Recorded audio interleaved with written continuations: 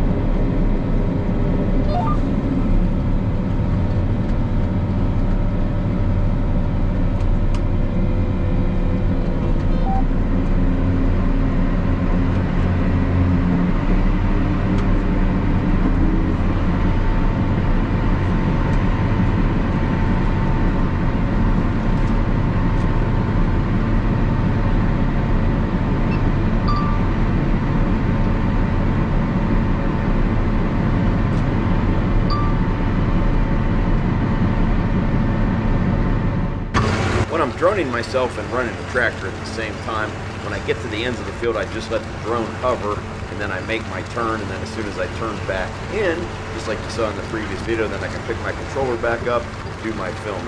Another thing I should mention is this field also had chicken litter applied to it, so as we're working this, we're also incorporating in that manure.